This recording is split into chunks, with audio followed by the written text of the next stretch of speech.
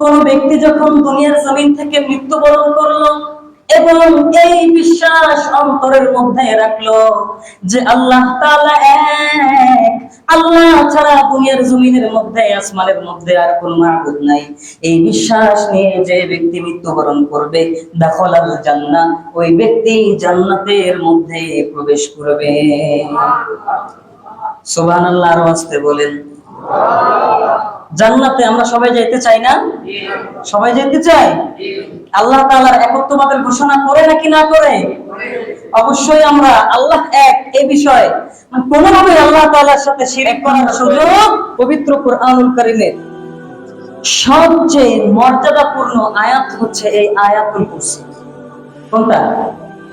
আয়াতুল কুরসি। আয়াতুল কুরসি হচ্ছে একটা আয়াতের নাম, একটা আয়াতের নাম। পবিত্র কোরআনুল কারীমের সূরাতুল বাকারার 255 নম্বর আয়াতের বর্ণনা।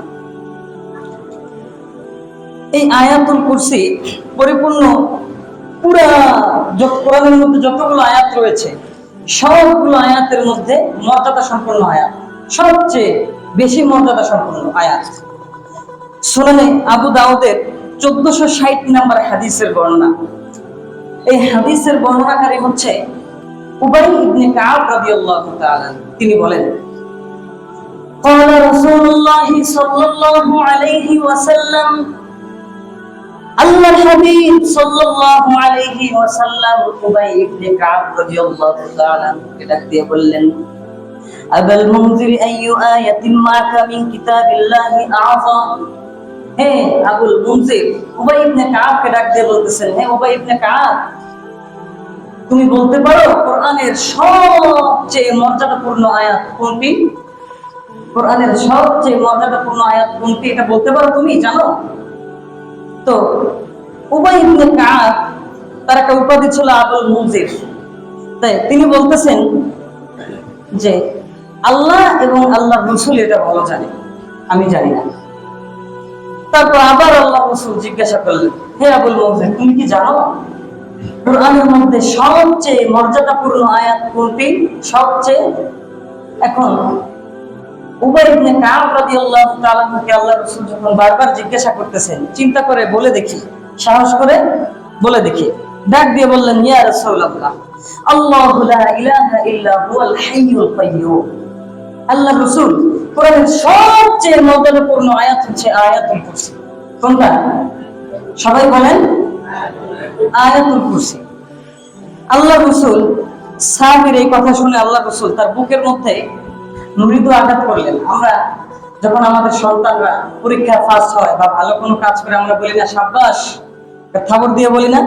তো আল্লাহর রাসূল আবুল মুনজির উবাই ইবনে কাবের বুকে থাবর দিয়ে বললেন, তোমার ইলম আনন্দদায়ক হোক, অর্থাৎ তুমি যেটা বলছো তুমি সত্যি কথা বলছো। আয়াতুল কুরসি যে কোরআনের সবচেয়ে মর্যাদাপূর্ণ আয়াত, তুমি যেটা বলছো তোমার এই কথার মধ্যে আমি রাসূলের সম্মতি দিয়ে দিলাম। তার মানে আয়াতুল কুরসি কোরআনের সবচেয়ে মর্যাদাপূর্ণ আয়াত, সবচেয়ে মর্যাদাপূর্ণ আয়াত। তো আজকের আলোচনার এইগুলো 1 নম্বর পয়েন্ট। আয়াতুল কুরসির মর্যাদা কি? যে কোরআনের মধ্যে যতগুলো আয়াত রয়েছে সবচেয়ে মর্যাদাপূর্ণ আয়াত কোনটি? আয়াতুল কুরসি। 2 নম্বর পয়েন্ট, কোরআনের প্রধানতম আয়াত হচ্ছে আয়াতুল কুরসি। একটা হচ্ছে মর্যাদাপূর্ণ, আরেকটা হচ্ছে প্রধানতম আয়াত। প্রধানতম আয়াত তিরমিজি শরীফের 2878 নম্বর হাদিসের বর্ণনা। এই হাদিসের বর্ণনাকারী আবু হুরায়রা রাদিয়াল্লাহু তাআলা তিনি বলেন, قال رسول الله صلى الله عليه وسلم লিকুল্লি শাইইন সালাম। আল্লাহর হাবিব বলেন, প্রত্যেকটা জিনিসের চূড়া রয়েছে, প্রত্যেকটা জিনিসের চূড়া রয়েছে। চূড়া মানে উচ্চ মাকাম। যেমন পাহাড়ের চূড়া, আমরা বলি না পাহাড়ের চূড়া, গাছের চূড়া, বিল্ডিং এর চূড়া, মানে সবচেয়ে উঁচু যে জায়গাটা ওটাকে বলা হয় কি? চূড়া। তো আল্লাহর রাসূল বলেন, প্রত্যেকটা জিনিসের উচ্চ মাকাম চূড়া রয়েছে। পবিত্র কোরআনুল কারীমের চূড়া হচ্ছে সূরা বাকারা। কোন সূরা? পবিত্র কোরআনের মধ্যে যতগুলো সূরা রয়েছে 114টি সূরা, সব সূরার মধ্যে প্রধানতম সূরা হচ্ছে সূরা বাকারা। কোন সূরা? সূরা বাকারা। তারপরে আল্লাহর রাসূল বলেন যে ওয়াফিহা আয়াতুন, এই সূরার মধ্যে একটি আয়াত রয়েছে, এই সূরার মধ্যে একটি আয়াত রয়েছে, হিয়া সাইয়্যিদাতুন আইল কোরআন, যে আয়াতটা হচ্ছে পবিত্র কোরআনুল কারীমের মধ্যে যতগুলো আয়াত সব আয়াতের নেতা। কি? সব আয়াতের নেতা মানে প্রধানতম আয়াত, প্রধানতম আয়াত মানে সবচেয়ে, আমরা যে আয়াতুল যত ধরনের আয়াত পড়ি না কোরআনের মধ্যে, একের পর এক আয়াত, একের পর এক আয়াত, প্রত্যেকটা জিনিসের যেমন চূড়া আছে, পাহাড়ের চূড়া আছে, বিল্ডিং এর চূড়া আছে, সবচেয়ে তদ্রুপ কোরআনের মধ্যে এমন একটা আয়াত রয়েছে যে আয়াত পৃথিবীর মধ্যে যত কিছু আছে। দেখেন একটা দুর্বল হাদিসের বর্ণনা আসছে যে আয়াতুল কুরসির দাম এত যে আসমান এবং জমিনকে যদি এক পালায় রাখা হয়, আয়াতুল কুরসিকে যদি এক পালায় রাখা হয়, তাহলে আয়াতুল কুরসির পালাটা ভারী হয়ে যাবে। আয়াতুল কুরসি এত বড় মর্যাদা সম্পন্ন একটা আয়াত। তো এর চেয়ে বড় আর কোনো আয়াত নাই, এর চেয়ে বড় আর কোনো আয়াত নাই, মর্যাদা সম্পূর্ণ আয়াত নেই। যার কারণে আমাদের বেশি বেশি দরকার এই আয়াতটা বেশি বেশি তেলাওয়াত করা, বেশি বেশি তেলাওয়াত করা, বেশি বেশি পাঠ করা। আমরা সবাই চেষ্টা করব এই আয়াতটা বেশি পরিমাণে তেলাওয়াত করার, পাঠ করার। আল্লাহ আমাদের সবাইকে আমল করার তৌফিক দান করুক, বলি আমিন। তারপরে 3 নম্বর পয়েন্ট, আয়াতুল কুরসির 2টা ঠোঁট এবং একটা জিহ্বা রয়েছে। বলেন সুবহানাল্লাহ। বলে হুজুর এটা কি শুনাইলেন? হাদিসের বর্ণনা, হাদিসের বর্ণনা। কিতাবের নাম মাজমাউজ যাওয়ায়েদ। এই কিতাবের 6 নম্বর খণ্ডের 324 নম্বর পৃষ্ঠায় একটা হাদিস বর্ণিত হয়েছে। এই হাদিসের বর্ণনাকারী উবাই ইবনে কাব রাদিয়াল্লাহু তাআলা, তিনি বলেন قال النبي صلى الله عليه وسلم إن لها لسانا وشفتين। আল্লাহর হাবিব বলেন আয়াতুল কুরসির একটা জিহ্বা রয়েছে এবং 2টা ঠোঁট রয়েছে, যে ঠোঁট এবং জিহ্বার মাধ্যমে তুকদ্দিসুল মালিকা ইনদা সাকিল আশার, আল্লাহ রব্বুল আলামিনের সর্বদা সব সময় এই আয়াতুল কুরসি আল্লাহ তাআলার পবিত্রতা বর্ণনা করতে থাকে। আল্লাহর পবিত্রতা বর্ণনা করে কে? আল্লাহর আয়াত, আল্লাহর কোরআনের আয়াত, আল্লাহর কোরআনের আয়াত। আল্লাহ কি বর্ণনা করে? পবিত্রতা বর্ণনা করে। সুতরাং আয়াতের মাধ্যমে আল্লাহ তাআলা বলে দিতেছেন, হে দুনিয়ার মানুষ, তোমরা সবাই শোনো, তোমরা যদি দুনিয়ার সব মানুষ মিলেও আমি আল্লাহর ইবাদত না করো, আমি আল্লাহর ইবাদত করার জন্য এমন এমন মাখলুক রেখেছি, এমন এমন জিনিস রেখেছি যা তোমাদের চেয়েও উত্তম, তোমাদের চেয়েও। আমরা পুরো দুনিয়ার সব মানুষ মিলে যদি আল্লাহর ইবাদত না করে, আল্লাহর কোনো ক্ষতি হবে? কথা বলেন, আল্লাহর কোনো ক্ষতি হবে? আল্লাহর রাসূল বলেন গর্তের পিপিলিকা থেকে শুরু করে নদীর নিচের মাছ, সমুদ্রের তলদেশের মাছ সহ গাছালি পাখালি সকাল সন্ধ্যা আল্লাহ তাআলার জিকির করতে থাকে। সুতরাং দুনিয়ার সব মাখলুক আল্লাহ তাআলার জিকির করে, আর ওই সব মাখলুকের চেয়ে আল্লাহ তাআলা মানুষ জাতিকে শ্রেষ্ঠ করেছেন। তো সব মাখলুক যেহেতু আল্লাহর জিকির করে সকাল সন্ধ্যা, তাহলে তাদের চেয়ে আমাদের বেশি বেশি পরিমাণ জিকির করার দরকার আছে না? কথা কয় না? মাখলুক জিকির করে সকাল আর সন্ধ্যা, আর আশরাফুল মাখলুক আল্লাহ তাআলা মানুষদেরকে জিকির করার জন্য বললেন, নামাজ পড়ার জন্য বললেন 5 বার। কয়বার? দুনিয়ার সব মাখলুক জিকির করে কয়বার? কথা কয় না? কয়বার? সকাল এবং সন্ধ্যা। আর আল্লাহ তাআলা আশরাফুল মাখলুক যারা, তাদের সবাইকে জিকির করতে বললেন কয়বার? 5 বার। আমরা করি তো? দেখেন, আশরাফুল মাখলুক হওয়ার পরেও যেন একজন পিপিলিকার চেয়ে, শুকরের চেয়ে, বনের পশুর চেয়ে যাতে আমি খারাপ না হয়ে যাই, এই দিকে লক্ষ্য রাখা। আল্লাহ তাআলা আমাদের সবাইকে আমল করার তৌফিক দান করুক, বলি আমিন। তো এই গেল 3 নাম্বার। আয়াতুল কুরসির একটা জিহ্বা আর 2টা ঠোঁট রয়েছে, যে ঠোঁট এবং জিহ্বার দ্বারা আল্লাহ তাআলা সর্বদা আল্লাহর পবিত্রতা বর্ণনা করতে থাকে। এটা হচ্ছে আজকের আয়াতুল কুরসির তাফসীরের 3 নাম্বার পয়েন্ট। 4 নাম্বার পয়েন্ট, আয়াতুল কুরসির সংক্ষিপ্ত তাফসীর। পবিত্র কোরআনুল কারীমের সূরাতুল বাকারা 255 নম্বর আয়াত আল্লাহ তাআলা বলেন আল্লাহ লা ইলাহা ইল্লা হুয়া। দেখেন আল্লাহ বলতেছেন, প্রথমে ডাক দিয়ে বললেন আল্লাহ, আল্লাহ লা ইলাহা ইল্লা হুয়া, আল্লাহ তিনি, যিনি ছাড়া দুনিয়াতে আর কোনো মাবুদ, কথা বলেন না, আল্লাহ ছাড়া আর কোনো মাবুদ আছে? আল্লাহ ছাড়া আর কোনো মাবুদ নাই। আল্লাহ এক। পুরা সৃষ্টিজীবের সৃষ্টিকুলের জন্য রব কয়জন? একজন। একজন ছাড়া যদি রব বেশি হইতো, এক আল্লাহ ছাড়া যদি আল্লাহ বেশি হইতো, আল্লাহ দুইজন হইতো, আল্লাহ তিনজন হইতো, তাহলে কি ক্ষতি হইতো জানেন? দেখেন আল্লাহ তাআলা পবিত্র কোরআনুল কারীমের সূরাতুল আম্বিয়ার 22 নম্বর আয়াতে আল্লাহ ঘোষণা করে জানিয়েছেন, আল্লাহ তাআলা বলেন লাউ কানা ফীহিমা আলিহাতুন ইল্লাল্লাহ লাফাসাদাতা ইল্লাল্লাহু লাফাসাদাতা। আল্লাহ পাক রব্বুল আলামিন বলতেছেন, দুনিয়া এবং আসমানের মধ্যে যদি আল্লাহ একজন ছাড়া বেশি পরিমাণ হইতো, আল্লাহ দুইজন হইতো অথবা তিনজন হইতো, তাহলে আসমান এবং জমিন নিমিষেই ধ্বংস হয়ে যেত। নাউযুবিল্লাহ বলেন। দেখেন আসমান এবং জমিন ধ্বংস হয়ে যেত আল্লাহ যদি দুইজন হইতো। আল্লাহ কয়জন হইলে? কেন? এক আল্লাহ ডাক দিয়ে বলতো আজকে সূর্য উঠছে, এতদিন প্রত্যেকদিন সূর্য উঠছে, আজকে সূর্য উঠবে না সকালে, আজকে উঠবে চন্দ্র।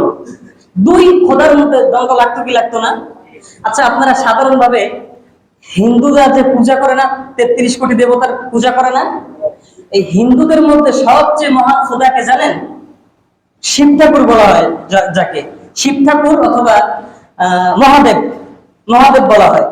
তো যখন বেশি পরিমাণ আকাশে বজ্রপাত হয়, আমি এক হিন্দু ভাইয়ের কাছ থেকে শুনছি আর কি, যখন বেশি পরিমাণ বজ্রপাত হয়, বেশি পরিমাণ বিজলি চমকায়, তখন তারা বেশি বেশি পরিমাণ ওই মহা শিব ঠাকুরের পূজা করে। কেন জানেন?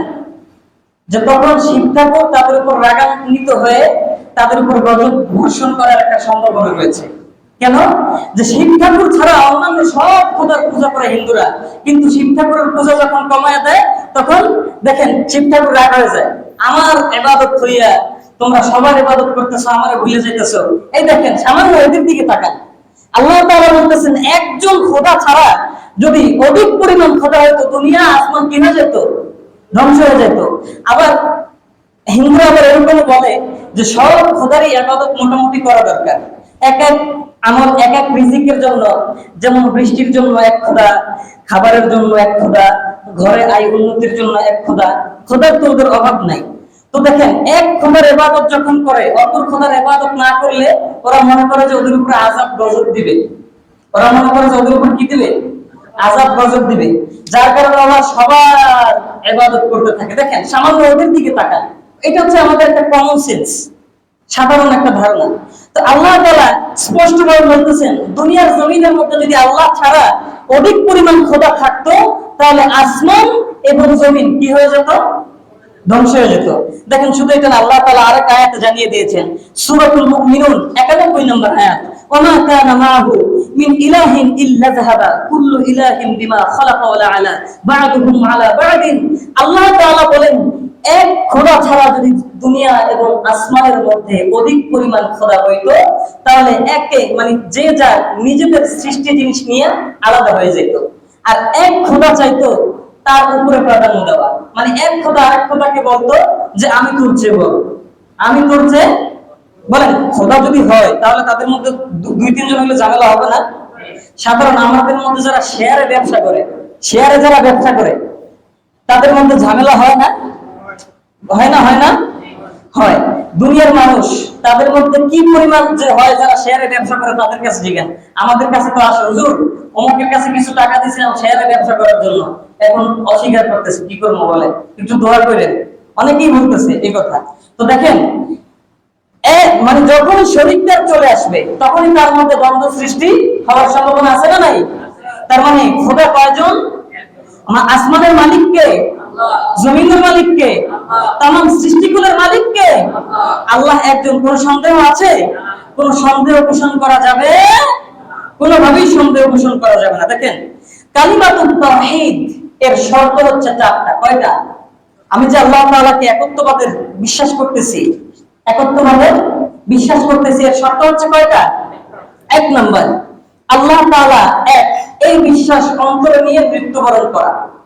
আল্লাহ এক, এই বিশ্বাস অন্তরে নিয়ে কি করা? মৃত্যুবরণ করা। আল্লাহ এক, এই বিষয়ে যদি ন্যূনতম সন্দেহ থাকে, জান্নাতে প্রবেশ করার কোন সুযোগ, সে যত বড় বুজুর্গ হোক না কেন, সে যত বড় বুজুর্গ হোক না কেন। দেখেন মুসলিম শরীফের 43 নম্বর হাদিসের বর্ণনা, عن عثمان رضي الله تعالى عنه قال قال رسول الله صلى الله عليه وسلم من مات وهو يعلم أنه لا إله إلا الله। আল্লাহর রাসূল বলেন, কোন ব্যক্তি যখন দুনিয়ার জমিন থেকে মৃত্যুবরণ করলো এবং এই বিশ্বাস অন্তরের মধ্যে রাখলো যে আল্লাহ তাআলা এক, আল্লাহ ছাড়া দুনিয়ার জমিনের মধ্যে আসমানের মধ্যে আর কোন মাবুদ নাই, এই বিশ্বাস নিয়ে যে ব্যক্তি মৃত্যুবরণ করবে, দাখালাল জান্নাহ, ওই ব্যক্তি জান্নাতের মধ্যে প্রবেশ করবে। সুবহানাল্লাহ, আর আস্তে বলেন। জান্নাতে আমরা সবাই যেতে চাই না? সবাই যেতে চাই। আল্লাহ তাআলার একত্ববাদের ঘোষণা করে নাকি না করে? অবশ্যই আমরা আল্লাহ এক এই বিষয়ে কোনোভাবে আল্লাহ তাআলার সাথে শিরিক করার সুযোগ আল্লাহ তাআলার কাছে চাইতে হবে। চাইতে হবে কার কাছে? আল্লাহ ছাড়া কারো কাছে চাওয়া? সন্তান চাইবো কার কাছে? নাকি মাজারে গিয়ে, কবরে গিয়ে? কার কাছে গিয়ে? আল্লাহ বলেন কবরের মধ্যে যারা শুয়ে আছেন তারা বধির, তারা শুনতে পায় না। আর আমাদের দেখেন আমরা কত বড় বেকুব যে আল্লাহ তাআলা বলে দিয়েছেন পবিত্র কোরআনুল কারীমের মধ্যে যারা মৃত অবস্থায় আছে তারা কানে শুনতে পায় না, তারা দেখতে পায় না, তারপর আমরা তাদের কাছে গিয়ে বলি ও বাজান। আছেন এরকম পাগল ছাগল? মিডিয়াতে এখন দেখা যায় না? দেখেন পরীক্ষায় ফার্স্ট হবে নাকি ফেল করবে এই জন্য বাবার কাছে যায়। চাইতে হবে কার কাছে? সন্তান চাইবো কার কাছে? বিপদ আপদ থেকে হেফাজতে চাইবো কার কাছে? আল্লাহ তাআলা আমাদের সবাইকে বোঝার তৌফিক দান করুক বলে আমিন। আপনারা কষ্ট পাইতেছেন আমার কথায়? ভাই আগে বুঝেন, ইসলাম বুঝেন।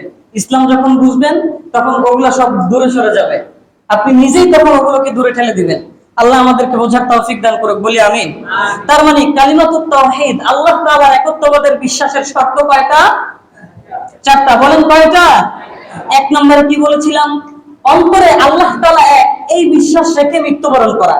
2 নম্বর শর্ত হচ্ছে আল্লাহ তাআলা যে এক এই বিষয়ে কোনো প্রকার সন্দেহ পোষণ করা যাবে না। সূরাতুল হুজরাত 15 নম্বর আয়াত আল্লাহ তাআলা বলেন, ইন্নামাল মুমিনুনা আল্লাযীনা আমানু বিল্লাহি ওয়া রাসূলিহি সুম্মা লাম ইয়ারতাবু। আল্লাহ তাআলা বলেন প্রকৃত মুমিন হচ্ছে তারা যারা দুনিয়ার জমিনের মধ্যে আল্লাহ এবং রাসূলের প্রতি ঈমান এনেছে এবং এতদূর এই দুই জনের মধ্যে কোনো প্রকার সন্দেহ পোষণ করে নাই। আল্লাহর প্রতি ঈমান আছে, রাসূলের প্রতি ঈমান আছে, আনার পরে আল্লাহর উপরে, আল্লাহর রাসূলের উপরে দুজনের প্রতি কোনো প্রকার সন্দেহ পোষণ করে নাই। আল্লাহ তাআলা বলেন এরাই হচ্ছে প্রকৃত মুমিন। সুবহানাল্লাহ বলেন। এরা হচ্ছে প্রকৃত মুমিন। তার মানে প্রকৃত মুমিন কারা? যারা ঈমান আনার পরে তার মধ্যে কোনো প্রকার সন্দেহ পোষণ করে। তার মানে প্রকৃত মুমিন আমাদের হওয়া দরকার আছে না নাই? আল্লাহর রাসূল বলেন প্রকৃত মুমিন হওয়া ছাড়া কখনোই জান্নাতে প্রবেশ করা যাবে। তার মানে প্রকৃত মুমিন হইতে হইলে অবশ্যই আল্লাহ তাআলা, আল্লাহর রাসূলের প্রতি কখনো সন্দেহ পোষণ করা যাবে না। সন্দেহ পোষণ না করলে পরিপূর্ণ মুমিন হতে পারবো, পরিপূর্ণ মুমিন হতে পারলে অবশ্যই জান্নাতে প্রবেশ করতে পারবো। সুবহানাল্লাহ বলেন। আমার কথা বুঝাইতে কষ্ট হইতেছে আজকে? আল্লাহ আমাদের সবাইকে বোঝার তৌফিক দান করুক। তার মানে কালিমাতুত তাওহীদের কয়টি শর্ত বলছিলাম? 4টির মধ্যে কয়টি গেল? 3 নম্বর শর্ত, সেটা হচ্ছে মুখে যা বলা অন্তরে তাই রাখা। মুখে যা বলা, আমি মুখে বলতেছি আল্লাহ তাআলা এক, কিন্তু অন্তরে অন্যরকম চিন্তা ভাবনা, এটা মুনাফিকের আলামত। কিসের আলামত? মুনাফিক। আল্লাহর রাসূলের জামানায় মুনাফিকরা এসে বলতো যে আল্লাহর রাসূল আমি তো আপনাকেই মহব্বত করি, আপনার প্রতি, আল্লাহ তাআলার প্রতি আমার বিশ্বাস আছে, আপনি আর আল্লাহ ছাড়া আমি কেউকে ভালোবাসি না। আবার কাফেরদের সাথে যখন বলতো আরে ওটা তো আমি মুহাম্মদের একটু বুঝ দিছি, বলেন নাউযুবিল্লাহ। আল্লাহর রাসূল কি এটা কাফেরদের কাছে গিয়ে যখন মিলতো তখন বলতো মুহাম্মদকে আমি একটু বুঝ দিছি যে আমি তার সাথে আছি, আসলে তো আমি তার সাথে নাই তোমাদের সাথে আছি, এরকম বলতো। তো মুনাফিকের আলামত কি? মুখে একটা আর অন্তরে আরেকটা। তো মুনাফিকি কথা বলা যাবে, আল্লাহ তাআলার বিশ্বাস অন্তরে যেমন রাখতে হবে আল্লাহ এক, মুখের মধ্যেও রাখতে হবে আল্লাহ। আল্লাহ আমাদেরকে আমল করার তৌফিক দান করুক। 3 নম্বর শর্ত গেল। 4 নম্বর শর্ত দেখেন, আমরা যে ইসলাম গ্রহণ করছি, এই যে আমরা ধর্ম পাইছি না, ইসলাম ধর্ম, আমরা কি খুশি না বেজার? সবাই বলেন না, খুশি না বেজার? দেখেন, ঈমান সবচেয়ে দামি একটা, মানে দামি একটা ধন সম্পদ, দামি একটা দৌলত। কেমন দেখেন, আমরা টাকা পয়সা এখন আছে এখন নাই, বিষয়টা এমন না? কাফের, আল্লাহ তাআলা আল্লাহ রাসূলকে বলে, হে নবী, আমি কাফেরদেরকে ধন সম্পদ, মণি মুক্তা হীরা সব কিছু দিয়ে ভরে দিয়েছি, তবে আপনার জন্য এই দুনিয়াতে না, আখিরাতে এর চেয়ে উত্তম জিনিসের ব্যবস্থা করছি। কাফেরদের দুনিয়ার যে সামান্য ভোগ বিলাস দেখে আপনি তাদের প্রতি আকৃষ্ট হয়েন না। আল্লাহ রাসূলকে আল্লাহ বলতেছেন, আপনি দুনিয়ার সব মানুষকে জানায় দেন যে দুনিয়ার ভোগ বিলাস স্বল্প সময়ের জন্য, মুমিনদের জন্য দুনিয়া ভোগ বিলাসের জায়গা না, মুমিনদের জন্য ভোগ বিলাসের জায়গা হচ্ছে জান্নাত। কোনটা? জান্নাত। মুমিনরা দুনিয়াতে ভোগ বিলাস করবে না, মুমিনরা ভোগ বিলাস করবে কোথায়? মুমিনরা দুনিয়াতে গান শুনতে পারবে? কথা বলেন। দুনিয়ার জমিনের মধ্যে গান শুনে যে যুবকরা কি মজা পায়, আপনি গজল শুনেন, গজল শুনলে তো মোটামুটি আমি দেখতেছি গজলের মধ্যে মজা পাই। গান শোনার কি দরকার ভাই?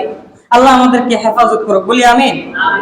তার মানে আমরা ইসলাম ধর্ম পেয়ে কি খুশি? আলহামদুলিল্লাহ, আল্লাহ তাআলার দরবারে লাখো কোটি শুকর। দেখেন আল্লাহ রাসূল কি বলেন, বুখারী শরীফের 16 নম্বর হাদিসের বর্ণনা। এই হাদিসের বর্ণনাকারী হচ্ছে আনাস ইবনে মালিক রাদিয়াল্লাহু তাআলা আনহু।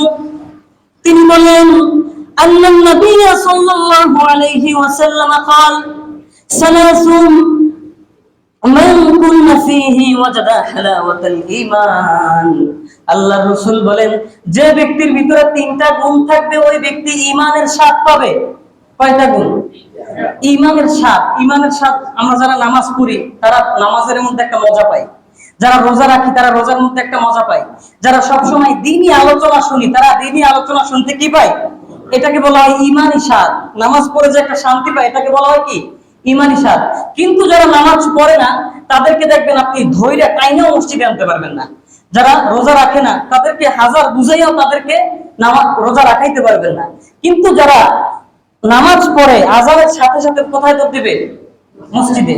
এটা হচ্ছে ঈমানের একটা কি স্বাদ। আল্লাহর রাসূল বলেন, যে ব্যক্তির ভিতরে 3টা গুণ থাকবে ওই ব্যক্তি ঈমানের স্বাদ পাবে। কিসের স্বাদ? ঈমানের স্বাদ। আল্লাহর হাবিব বলেন, 1 নম্বরে হচ্ছে যে ব্যক্তি আল্লাহ তাআলা এবং আল্লাহর রাসূলকে দুনিয়ার সব জিনিসের মধ্যে প্রিয় মনে করবে। আমার স্ত্রী, আমার মা, আমার বাবা, আমার সন্তান, আমার দুনিয়াতে ধন সম্পদ সবকিছুর চেয়ে আমি আমার নবী আল্লাহ এবং আল্লাহর রাসূলকে বেশি ভালোবাসি, বেশি পরিমাণে মহব্বত করি। এই গুণটা যার মধ্যে থাকবে আল্লাহর রাসূল বলেন সে ব্যক্তি ঈমানের স্বাদ পাবে।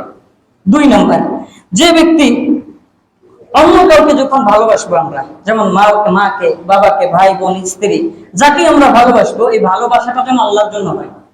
এই ভালোবাসাটা যেন আল্লাহ তাআলার জন্য হয়। যে আমি তোমাকে ভালোবাসি আল্লাহ তাআলার জন্য, আমি তোমাকে ভালোবাসি কার জন্য? আল্লাহর জন্য হয়। আল্লাহর রাসূল বলেন এই 2 নম্বর গুণ। 3 নম্বর হচ্ছে কুফরি। দেখেন, কুফরির মধ্যে প্রত্যাবর্তন করা। কোন ব্যক্তি, আমরা মুসলমান হওয়ার পর কেউ চাইবো যে আবার কাফের হয়ে যায়? আমরা এটাকে সবাই ঘৃণা করি না? আল্লাহর রাসূল বলেন এই ঘৃণাটা কি পরিমাণ হওয়া দরকার। আমাদের এখানে যারা আছে আমরা কেউ চাইবো আগুনে ঝাঁপ দিতে? আগুনে ঝাঁপ দিতে চাইবো? এই আগুন আমাকে খেয়ে ফেলবে, আগুনে ঝাঁপ দিব, এটাকে যেরকম আমি অপছন্দ মনে করি, নিকৃষ্ট মনে করি, আল্লাহর রাসূল বলেন ঈমান থেকে কুফরের মধ্যে প্রত্যাবর্তন করাকে এই পরিমাণ অপছন্দনীয়, ঘৃণা করার নাম, ঘৃণা যারা করবে, এই 3টা গুণ। 1 নম্বরে কি বলেছিলাম? আল্লাহ আল্লাহ রাসূলকে দুনিয়ার সবচেয়ে বেশি ভালোবাসা। 2 নম্বর, অন্য কাউকে ভালোবাসলে আল্লাহ তাআলার জন্য ভালোবাসা। 3 নম্বর, ঈমান থেকে কাফেরের মধ্যে যখন প্রত্যাবর্তন করবে, এই প্রত্যাবর্তন করাকে আগুনে ঝাঁপ দেওয়ার মতো অপছন্দ করা। এই 3টা গুণ যার মধ্যে থাকবে আল্লাহর রাসূল বলেন ওই ব্যক্তি পরিপূর্ণ ঈমানের স্বাদ পেয়ে যাবে। পরিপূর্ণ ঈমানের স্বাদ আমাদের পাওয়ার জন্য অবশ্যই এই গুণগুলো আমাদের ভিতরে প্রবেশ করানোর দরকার আছে না নাই? তো এই জন্য আমরা বেশি বেশি এই চেষ্টাগুলো করব যে আমরা আল্লাহ তাআলা বেশি বেশি মহব্বত করা, আল্লাহ তাআলাকে ভালোবাসা অন্তরে ঢুকানো। কিভাবে ঢুকাবো? নামাজ না পড়ে। কথা বলেন, নামাজ না পড়ে নামাজ পড়তে হবে। ওই যে গত জুমায় 10টি ইসের কথা বলছিলাম না, আল্লাহ রসুলের 10টি আদর্শের কথা বলছিলাম না, এই আদর্শগুলো যদি নিজের ভিতরে বাস্তবায়ন করা যায় তাহলে অবশ্যই ঈমানের স্বাদ নিজের ভিতরে ঢোকানো সম্ভব হবে। আল্লাহ তাআলা আমাদের সবাইকে এই যতটুকু আলোচনা করেছে আলোচনার উপর আমল করার তৌফিক দান করুক, বলি আমিন। তো আলোচনা করেছি 4 নাম্বার পয়েন্টের সামান্য কিছু।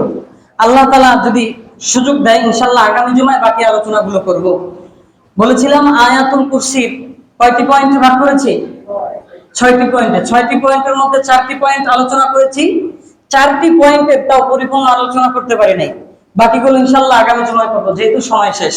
আল্লাহ তাআলা আমাদের সবাইকে